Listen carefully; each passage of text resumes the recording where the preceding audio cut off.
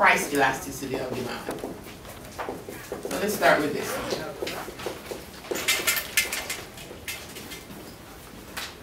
Price elasticity of demand. So there are lots of different types. I start off with price elasticity of demand, and then we have two more, probably at the end of class today or maybe next week. It's called cross and income elasticity, and Daniel will take it up from there with those two. Okay? So we're going to start with price elasticity of demand. Now, firstly, I want you to recall the law of demand. You should know this. What is the law of demand? What's that? As price goes up, what happens? Quantity demand, it goes down. Or? Price goes down. Quantity demand goes up. Good. That's the law of demand. An inverse relationship between price and the quantity demand. If you're going, what, for real? Oh boy. This law of demand explains this downward sloping demand curve. Now I want you to keep in the back of your mind, everything we do in this class, the law of demand is never violated. Please remember that. You make something cheaper, you're going to get new customers.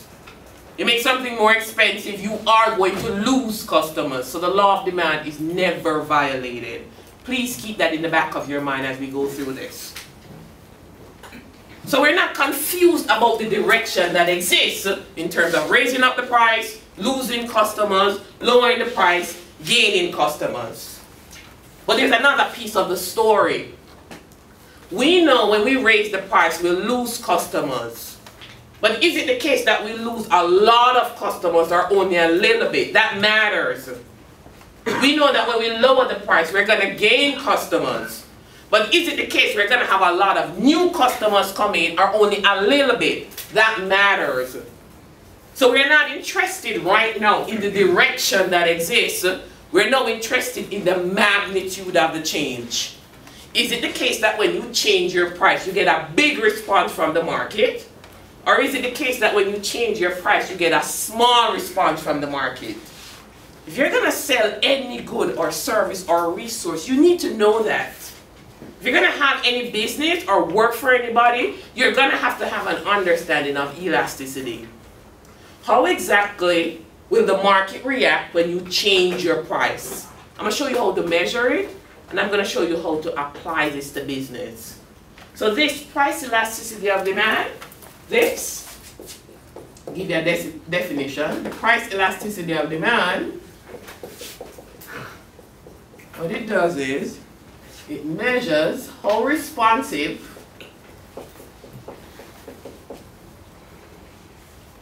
consumers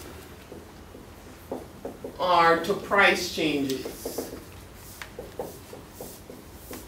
So what is the responsiveness or sensitivity of consumers to price changes?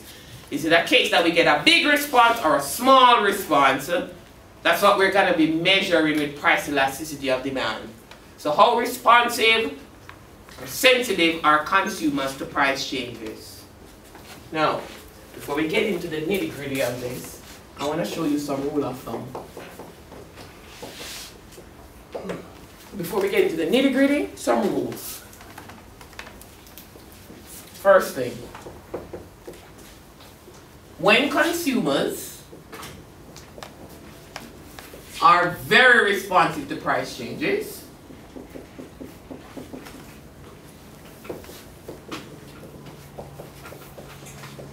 when you get a big response from the consumer base, when consumers are very responsive to price changes, we say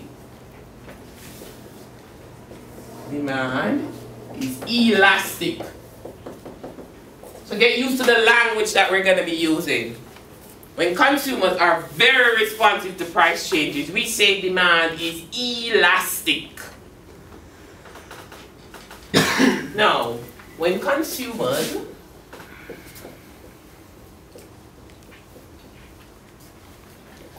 are not very responsive,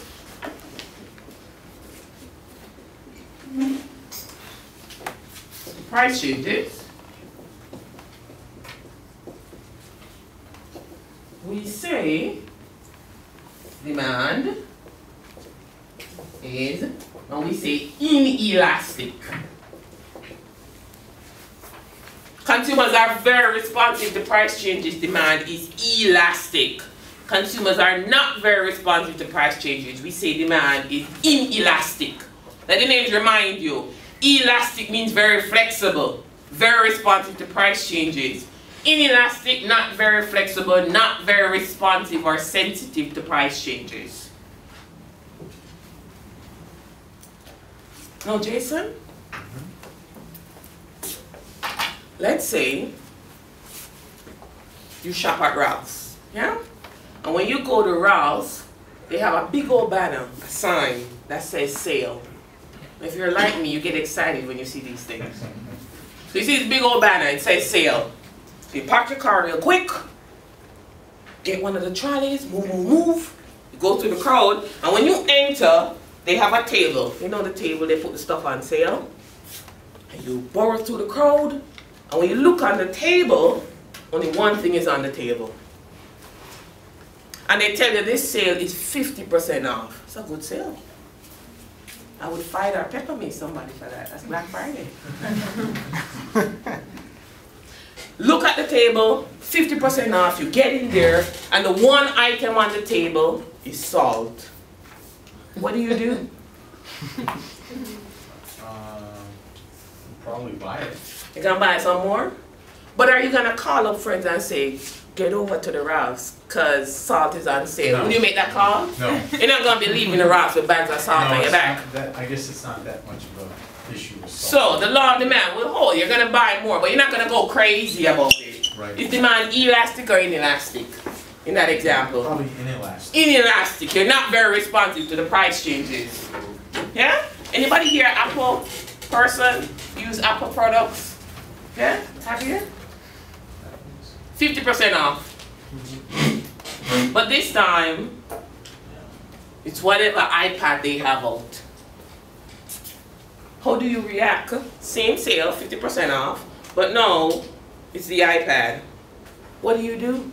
Call my friends and let them know. I'd be out there too, selling a couple of those from the trunk of my car.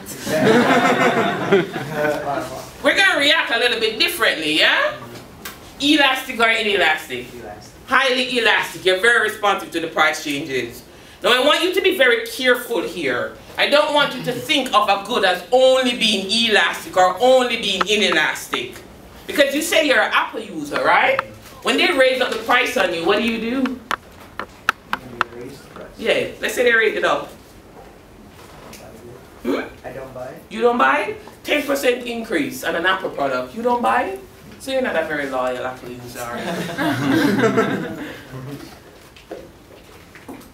Most people, when it comes to Apple products, it's superior, it's different. And they raise up the price, they usually say, I'll probably still buy it. Let me give you another example. The iPhone. What's that? The It was iPhone? the iPhone. Let me give you another example. How many people here drive? Okay. Price of gas goes up. What do? Still dry. You're still gonna drive. You're not very responsive to the price change going up, right? So gas, price increase, elastic or inelastic? Highly inelastic. No. Price of gas goes down. What do? Still dry.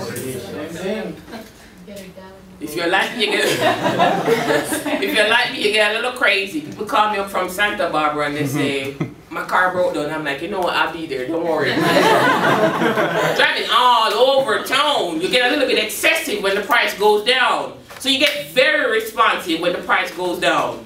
The point I'm trying to make is, a good is not always elastic or always inelastic. We measure it at different points. So the example I just gave, the price of the gas goes up, we all agree it's highly inelastic, especially in California. You gotta drive, you gotta come to school, you gotta go to work. The price goes down, it can get highly elastic. You respond in a very big way. That's the more driving. Going round and round your house because your gas is cheaper. So, a particular good is not always elastic or always inelastic. I want you to be aware of that. We measure it along price changes.